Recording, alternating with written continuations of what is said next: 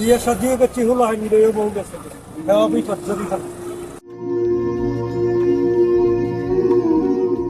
মেয়ের বাবা সাংবাদিক থানায় রিং দিছে আর আপনার ইন্সপেক্টর আই আমার মোটর সাইকেল করে লকাপের ভিতরে ঘুরে রাখতে। এটা কি আপনার বাংলাদেশের আইন হইল? পাকশাক কে করে আপনার? হ্যাঁ, সে বন্ধুরা আছে তারা এ করে। এই করে সব। ওখানেও জরিফান হয়েছে বড় অঙ্কে যে মেয়ের বিবাহ করছে।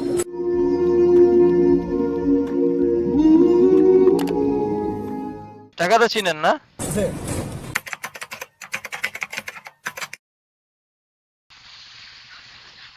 কি পেয়েছে এনে?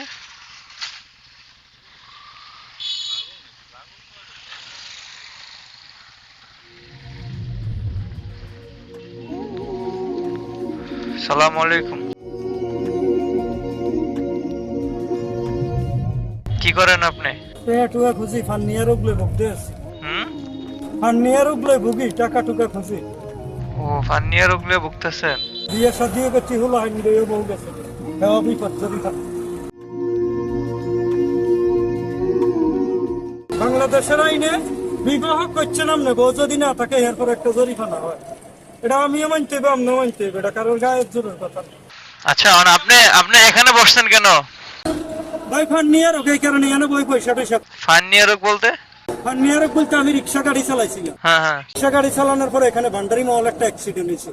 মেয়েটা ছিল সাংবাদিকের মেয়ে। এখন ওই বড় লোকের মেয়ে একটু লোকের মধ্যে পড়ে গেছে আর মেয়ের বাবা প্যান্টের পকেটে মোবাইল বার করে থানার ইন্ডিয়া দিছে। থানার ইন্ডিয়া দিছে আর ইন্সপেক্টর মার করি আই আমার এই মোটর সাইকেলের মাঝখানে করে থানায় নিয়ে গেছে। আমি গেলাম স্যার আমার অপরাধ। আর তোমার অপরাধ এটা আদালতে ক্ষমা নিব, তুমি কি অপরাধী না নিরপরাধ? আমি গেলাম সামনে আমার ট্যাক্সিকার হঠাৎ করে রাস্তার মাঝখানে ব্রেক হয়েছে। আমি অটো রিক্সা ব্রেক করি গাড়ি কন্ট্রোল করতে পারিনি। ব্রেক করি আমি গাড়ি ঠেকাইতে পারলাম না, মেয়েটা লুতের মধ্যে পড়ে গেছে।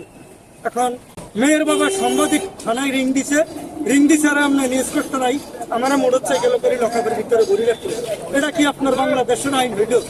আমি কি কোনো এফডি বডি দিয়ে মেয়ের শরীর বেড়ায় ধরছি, মেয়ের কোনো অঙ্গের মধ্যে চাপ দিছি? তাহলে আপনি আমার এই ফ্রিজিং এর মামলা ঢুকাইতে পারতেন। এখন মেয়ে লোকের মধ্যে চিলিপ কাটে পড়ে গেছে, আপনার আইনে আমার আপনি জেল দিয়ে দিলেন 6 মাস। তো দেন, আপনি যদি সুখী যান তো আমার আদালতে দিয়ে দেন। আপনার বিচার করবো কাল হাসর কামতের দিন, ওই বিধি আল্লাহ পাক। যদি আমি দোষী হয়ে জেল কাটি তো আমার পাপের হেসরত আমি দেবো। আর আমি যদি নির্দোষ আমার আদালতে ফসাই আনাম নাই তো আপনারা দেখবেন সুদন্তাল্লায় এই মোটর সাইকেল রোডের মধ্যে অ্যাক্সিডেন্ট করে মারা দেবে। পরের সপ্তাহে ইন্সপেক্টর এখানে পড়ি মাথা হারিয়ে গেছে। 6 মাস জেল খাটিয়ে আইসি আরে ওই ইন্সপেক্টর গরুর দড়ির মধ্যে ফাঁসাই মাথাটা ফাটি গেছে। মোটর সাইকেল কন্ট্রোল করতে পারে না, হার্ট ব্রেক করছে, স্লিপ খেয়ে পল্টে দিছে গরুর দড়ির। তাকে সাতুরা মেডিকেল নিছে, ট্রিটমেন্ট হয় না, সদরে নিছে, ট্রিটমেন্ট হয় না, লাস্টে ঢাকা ফিজিতে লইয়া গেছে। সে একটা নির্দোষ লোকের সাক্ষী প্রমাণ দিতে জেল দিচ্ছে 6 মাস। দেখছেন আল্লাহ কারোর ভক্তের হাকিম নেই। এখন কিছু কইরা খাইতে পারেন না? সে চালাইছিলাম ছোটকাল কেতন 10-12 বছর, 6 মাস। এখন আর চালানোর মতো ক্ষমতা নাই? না, এখন টিকিটের মধ্যে লিখে দিছে সশ্রম কারাদণ্ড, মানে ফ্লাইট দিন 24 ঘন্টা জেলের মধ্যে কাজ। এখন শীতে আর গরমে অ্যাডজাস্ট হইয়া কোনো পুরুষ লেভেলটি দিয়ে গেছে ফান্ডিংয়েরও। এখন পয়সা হলার ফল হইলে রয়্যাল মেডিকেল যাইলে 50,000 টাকা লাগে। আর গরিবের হিসাব হইলেও 1 মাস পর একটা করে ইঞ্জেকশন 3,000 টাকা।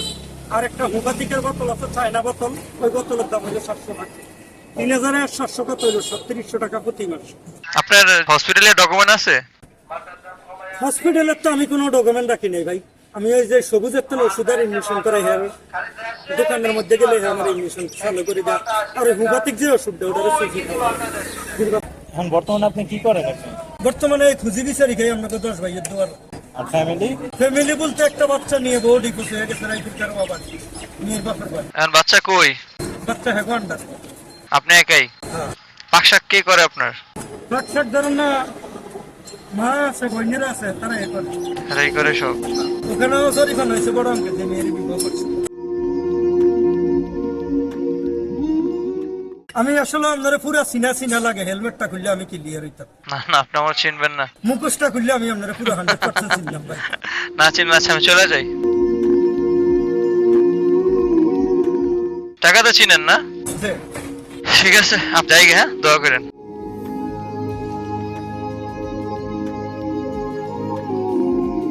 আসলে আমি ওনার কথাগুলো শোনার পরে নিজে একবারে চুপ হয়ে গেছি। জানি না ওনার কথাগুলো কতটা সত্য কতটা মিথ্যা, বাট এটা আমাদের দেশে হয়, এরকম আমাদের দেশে হয়, অনেক হয়, আমরা নিজেরাই দেখি। রিক্সা ড্রাইভার, ভ্যান গাড়ি চালক, ঠেলা গাড়ি চালক এবং কি রাস্তায় অসহায় মানুষগুলো, তাদেরকে আমরা অনেকে মূল্যায়ন করতে পারি না। তারা যদি একটা ভুল করে, তাদের যতটুকু ভুল হয়েছে তার চাইতে 14 ডবল শাস্তি আমরা বেশি দিয়ে থাকি তাদেরকে। আসলে রোডে ঘাটে অ্যাক্সিডেন্টটা কেউ ইচ্ছাকৃতভাবে করে না, তাই আমরা নিজেরাই নিজেদের বিবেক দিয়ে একটু চিন্তা করে যদি তাদেরকে স্যাক্রিফাইস করে চলি, তাদের একটা ভুল যদি আমরা ক্ষমা করে দেই, হয়তো আমাদের এই ক্ষমার কারণে তাদের লাইফটা আরো সুন্দর হয়ে যাবে। দেখেন, যদি কথাটা সত্য হয় তাহলে একটা ভুলের কারণে তার আজকে লাইফটাই শেষ। তো এই কারণে সবার কাছে একটা রিকোয়েস্ট, সবাই একটু ক্ষমার দৃষ্টিতে দেখবেন সবাইকে। যদি রোডে ঘাটে কেউ যদি ভুল করে তাহলে আমরা সবাই স্যাক্রিফাইস করে চলবো এবং আমরা তাদের পাশে দাঁড়াবো, তাদের কষ্টগুলো একটু একটু করে আমরা দূর করার জন্য চেষ্টা করব।